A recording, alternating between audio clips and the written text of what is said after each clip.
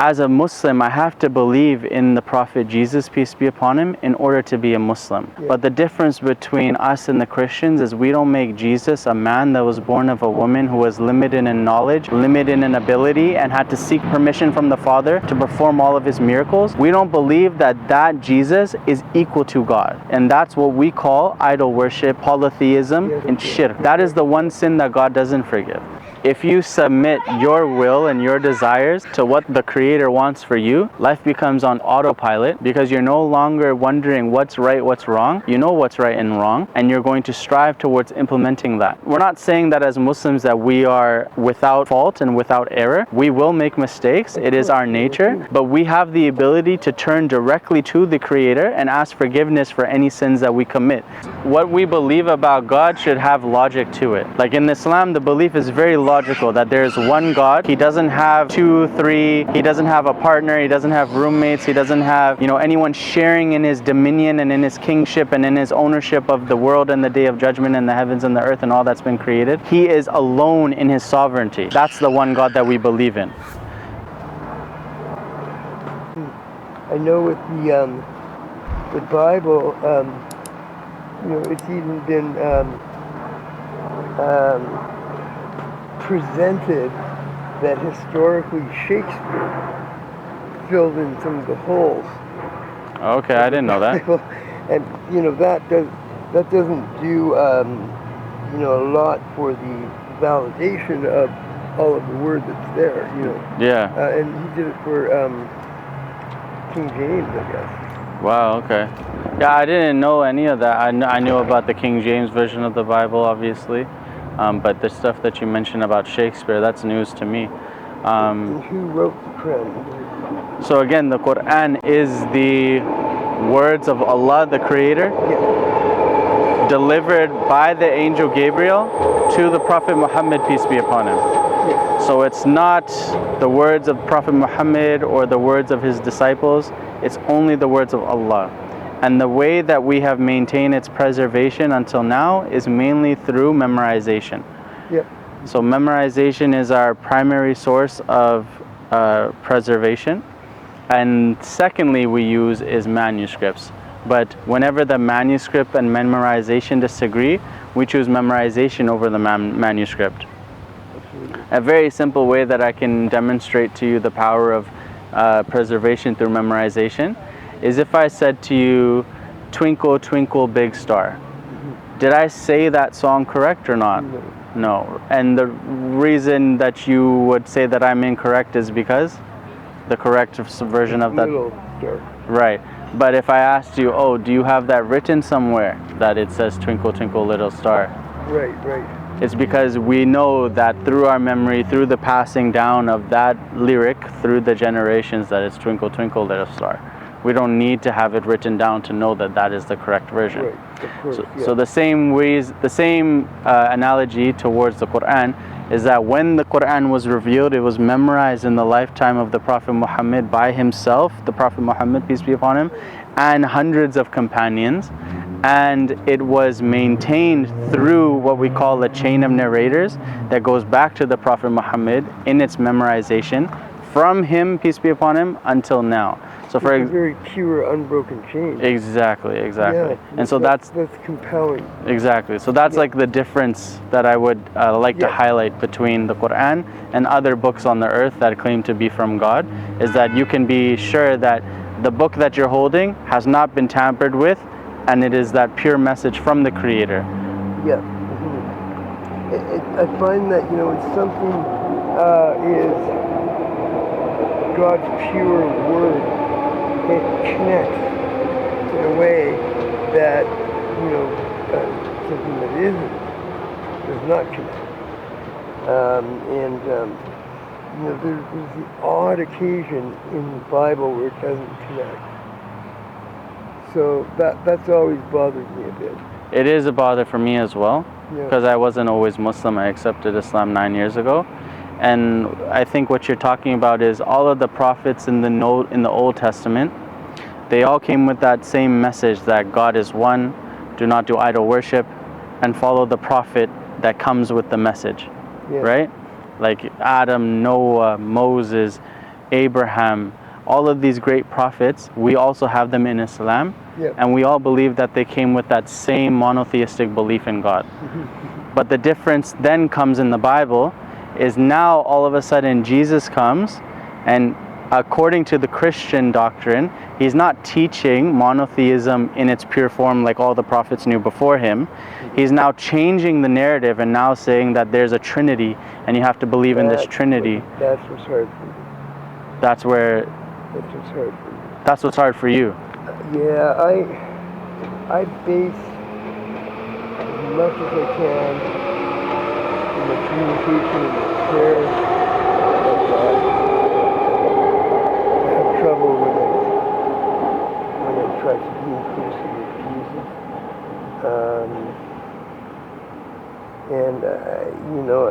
I think I need to walk it through a bit more, but then, push comes to shove, and I'm going to have to make up my mind, really, because I have needed God in my life. I have needed Him. So then that's something that I think if you're searching the truth, it's going to be easy for you to find that truth if you're sincere, and you seem sincere to me. The fact that you are coming with this belief that you're not sure about the Trinity, that means to me that you're not a Christian. Because a Christian has to be sure that the Trinity is the nature of God. I don't know. I don't believe at all, not for a minute, that if you don't believe in Jesus Christ, you're not going to heaven. I don't believe it. Because God cares about the heart. It's the heart that matters. So we in Islam, we believe that your belief has to be based on what's in your heart, what you profess through your tongue, and what you act on with your limbs, right? As a Muslim, I have to believe in the Prophet Jesus, peace be upon him, in order to be a Muslim. But the difference between us and the Christians is we don't make Jesus a man that was born of a woman who was limited in knowledge, limited in ability, and had to seek permission from the Father to perform all of his miracles. We don't believe that Jesus is equal to God. And that's what we call idol worship, polytheism, and shirk. That is the one sin that God doesn't forgive. So when we are told in the Quran that there is no religion acceptable in the sight of Allah except for Islam, what that means is Islam means submission. Right. Islam basically means that I do not follow my own desires. I follow what the Creator decides for me is good, and I stay away from what the Creator decides for me is bad. Does that make sense? God's will, the narrow path. The straight path, exactly. We have the idea of the straight path. That straight path is the path that the prophets, peace be upon all of them, have laid out for us to show us this is the straight path, walk this path, and that is how you will attain paradise.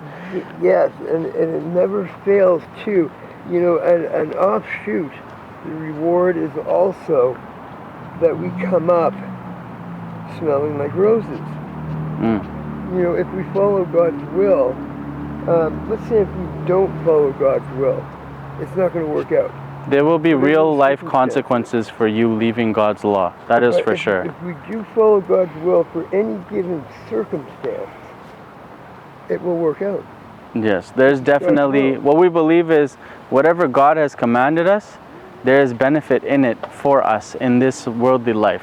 It's not the case that we follow God's law and it is only for some sadistic pleasure that the Creator will have, that we are going without alcohol, going without drugs, going without promiscuity and sex outside of marriage.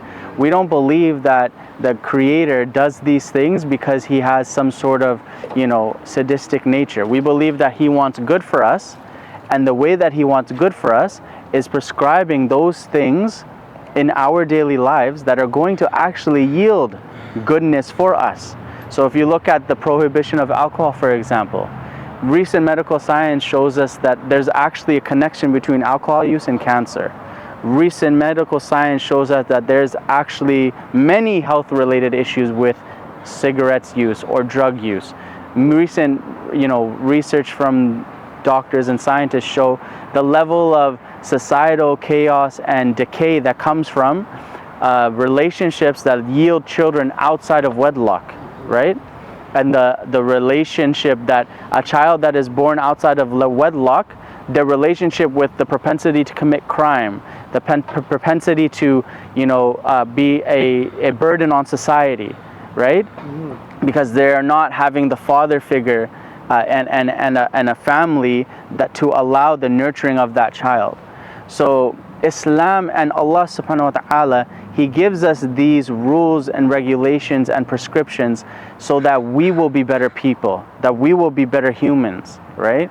It's not the case that they are for no reason and we are just abstaining from these things for no reason. There is a definite reason for them, and if we actually took the time to implement the religion, we would see that our life would get better. Like I don't pretend to assume anything about you, my friend, but I can. I took a really bad left turn, and there's been drug use, I couldn't begin to describe the troubles that I have seen that they just don't equal the wrong that I've done. It's like the wrong is that I've done. I'm not perfect. I just mentioned drug use for one. Shoplifting is another offshoot of it. But I'm not a violent person. I have no violent crime, in me. And but I have received a treatment from an organization that I never would have ever expected. And my goodness, it has flipped my life upside down to the point where it's destroyed it. And I don't know how to explain it in God terms. I don't know how to explain it in human terms. What we believe is that God sends certain things in our life to help guide us. Yes. Right? So One thing I have said is that God loved me so much that He took me like a horse by the bit and He dragged me down in the mud and has not let me up so that I would learn and I would purify enough to enter into His kingdom. So maybe that's why you approached our booth today. Maybe now that you've heard the message of Islam, it is a means now for you to come full circle, all the way back to the straight path. That's what I'm going to do. Yeah. I'm going to come full circle. So let me ask you, do you believe in a creator? Yes, of course I do. So this creator, do you believe that he created you for no reason, or is there a purpose to your life? He created me for a reason. Do you believe that this creator, when he created you for this reason, that he left you without knowing how to know what that reason is? Oh, no, he knows exactly what he's doing. We believe the same thing. We believe that he sent us messengers and prophets that gave us this message of worship one God and know and to follow the law and the prophet that comes at your time, and to not commit idol worship.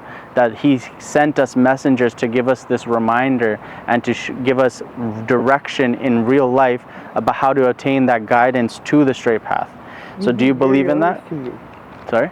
You've been very honest to me right now. Honest. I'm trying to, yeah. I feel like I can only be honest with you as a Muslim, so I'm trying to... Where can I go to check out? Where's a mosque that I could go to? The closest one to you is on 98th Avenue in King George. There's one, it's called Masjid An-Nur.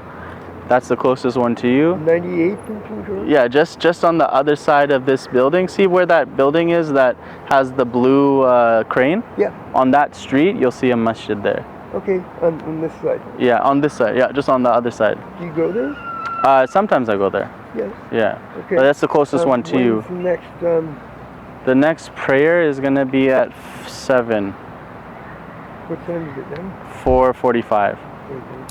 So if you head there, you can talk to somebody more. But what I wanted to kind of for you to consider is, if you accept that this Quran was given to the Prophet Muhammad, peace be upon him, and that the Prophet Muhammad is a true prophet, then you are a Muslim in your core belief.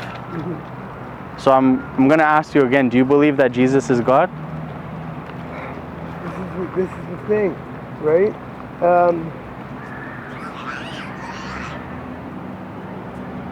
I don't know, I don't know, and that's not a good answer. So let's talk about that. Help a lot when you need help. So let's talk about that logically, right? Does it make sense to you that a man born of a woman is God? None of it makes any sense to me. To me, it just like takes a leap off the page and it's disconnected and it's like blah. Yeah, because for us, what we believe about God should have logic to it. Like in Islam, the belief is very logical that there is one God. He doesn't have two, three. He doesn't have a partner. He doesn't have roommates. He doesn't have, anyone sharing in his dominion and in his kingship and in his ownership of the world and the day of judgment and the heavens and the earth and all that's been created. He is alone in his sovereignty. That's the one God that we believe in. And that one God, he sent many messengers over time to give us that message about the truth, about his nature and about the realities of the judgment day and the realities of this worldly life and how it is a test. And you are being tested to see which one of you is going to be best on that judgment day and who will enter hellfire and who will enter heaven. I tried to get a Bible yesterday, the day before. I couldn't get one. Really? Well, now you got this. Maybe that's why God didn't want you to have that, because it's been a corrupted message and the Quran has remained pure and untampered with, and you can trust it to be that true message from the Creator. I observe also, I understand that Christianity and the application or the interpretation and the application of that interpretation has been the root of so many problems. Okay. And it is to this very day in such a huge way. Okay. You know what I mean? I understand. It's like a far right-wing neo-Christian, get out of here. I think you're talking about the Catholic Church and the colonization of different places and the stripping of their culture and identity and language that even went on in this country under the banner of Christianity, right? To the native peoples, for example. Huh? I want the truth. Yeah. I want love. That's what I want. So Islam is that truth. I know. Islam is that truth. It's called Al-Haq. Allah is called Al-Haq in the Quran, that He is the truth. Al-Haq. Al-Haq. Yeah, the truth. Okay. So Islam is the Haq. Islam is the truth that Allah, the Creator, wants you to follow, because He doesn't want you to end into the decisions that you're making. For example, if you believe in Allah and you believe in His law that He sent humankind, and you believe that there's a serious consequence in this life and the hereafter for engaging in those types of sins, it is a means for you to be deterred from such things, right? Mm-hmm. So for us, for the Muslim, when we are called Muslims, we're called Muslims because it means that we submit to God's will for us. So if God tells us, okay, you're going to pray 5 times a day, you've been commanded to pray 5 times a day, we're praying 5 times a day whether we want to or not. When God tells us to stay away from alcohol, stay away from drugs, stay away from cigarettes, stay away from promiscuity, to stay away from sex outside of marriage, we've listened to God and we obey. That's what we say, right? People, and I used to be this way too, but I don't think I am anymore. I think I'm on the verge of breaking everything. Telling us this because it's way better the other way. Mm-hmm. You know? Yeah, that's why I'm telling you, like, if you submit your will and your desires to what the Creator wants for you, life becomes on autopilot, because you're no longer wondering what's right, what's wrong. You know what's right and wrong, and you're going to strive towards implementing that. We're not saying that as Muslims that we are without fault and without error. We will make mistakes. It is our nature, but we have the ability to turn directly to the Creator and ask forgiveness for any sins that we commit. We go straight directly to the Creator, and that allows you to have that intimate relationship with your Creator. And it's always been that way with Islam. Yeah, always been that way. Really, yeah. Yeah. And Christianity makes it sound like they you know, Jesus is the reason why we now have a personal relationship, but Islam has always been that way. You have a personal relationship. What I find with Christianity, when they make Jesus to say that, oh, now you have a personal relationship, to me, and this is what I've seen from most Christians and even the Christians that we talk to at this very booth, for them it's a cop-out to no longer follow God's law. Now you don't have to be circumcised as a man. You can be uncircumcised and still go to heaven. Now you don't have to no longer drink alcohol. You can have alcohol at your Christmas parties and your New Year's parties and all these different parties, and you can still go to heaven. Now you no longer have to stay away from pork. You can have ham at your church and you can still go to heaven, even though there's no change in the nutritional values of these things. The nutritional value is still bad, and recently the medical science has shown that there's actually, again, a relationship between pork consumption and cancer. That doesn't change. But the law that Christians are coming with, that is changing compared to the law that Jesus implemented. Jesus implemented only kosher laws, right? So for us, what we say is that it is important for us to follow a law that is reliable, that you are sure is from the Creator, in order for you to ensure that the consequences that you face in this life and the day of judgment and the afterlife are in your favor rather than against you, and is a proof against you that, you know, that will be a reason for you, may God protect us, for going to hellfire. And so that's why I encourage you, brother, if everything I'm telling you about Islam and the Prophet Muhammad, peace be upon him, and the Quran is resonating with you in your heart, then I encourage you to accept Islam. It is. It's resonating with me. You know, I'm the type of person that, regardless, I will, you know, suss something out to a logical T. I'll dot my I's and cross my T's. You know, logically about anything. However, I do understand that, you know, there's a necessity for faith also, which I've dotted my I's and crossed my T's about. Yeah. You want to be sure. Yes, it really does resonate with me well, and speaking to you, I feel so much peace just radiating off of you, and I like that. I would like that. You want to become Muslim today? Well, I'm not going to make that commitment today. Okay. This is what I would like to do, and I wouldn't be able to make this one tonight either. But the next, what do you call it? Not a meeting, but next time you see me, because we're here every Saturday. If you could tell me when the next meeting is, you said tonight at 7 or something. So if you go, all the masjid that you have in Surrey, they're open 5 times a day, right? And sometimes, you know, all day, depending if there's an event going on or what. It's not like the church where it's only open on certain days of the week. The masjid is open every day, 5 times a day minimum, right? But what I'll tell you to do is, why don't you take that Quran that I gave you? Why don't you take... I can tell you that I will commit to coming tomorrow. Yeah. Yes.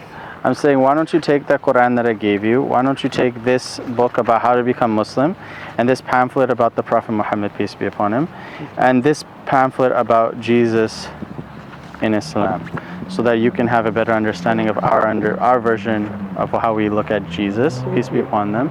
And you know that right away, me inquiring, but you know, does anybody have a Bible? Can I get a Bible? No, you don't have one, right?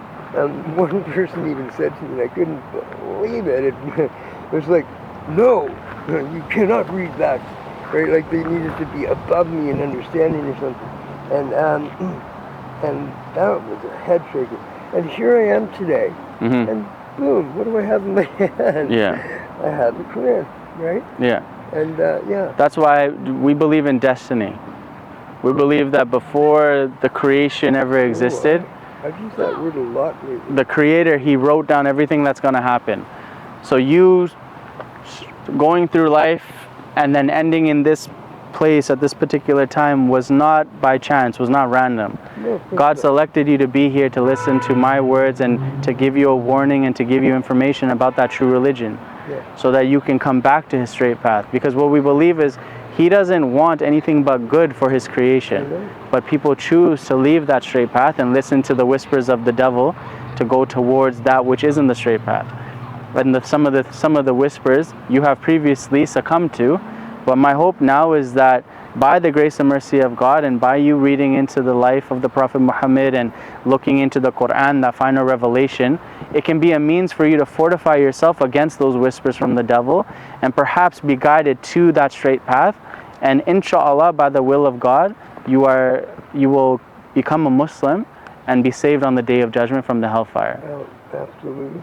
And I will, as God is my witness, be celebrating on that day. So what I'll tell you to do is read whatever you're going to read, this information that I've given you. Next Saturday, we're here at this very booth, if it's sunny. If it's not sunny, we're going to be at King George Station.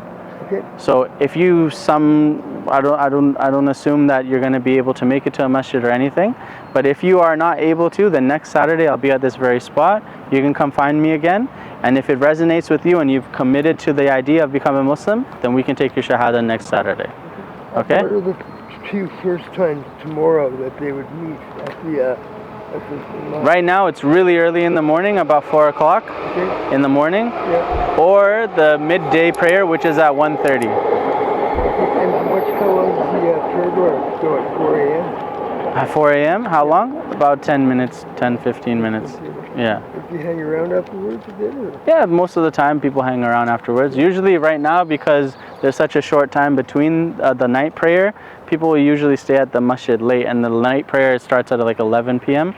So if you're anywhere at the masjid between sunset, which is at 9:20ish now, or the night prayer, which is at 11ish now, then you will find many Muslims at the masjid at that time. Okay, so I could even go there tonight. You could even go there tonight, yeah. Okay. And I encourage you to go there tonight if you have the time. Okay, that's what I will do. Okay, it was nice talking to you, bro. Thank you. May God guide you to the truth. Ameen. Yeah, it was really honestly very, very peaceful. Okay, I hope to see you again, yeah? Thank you.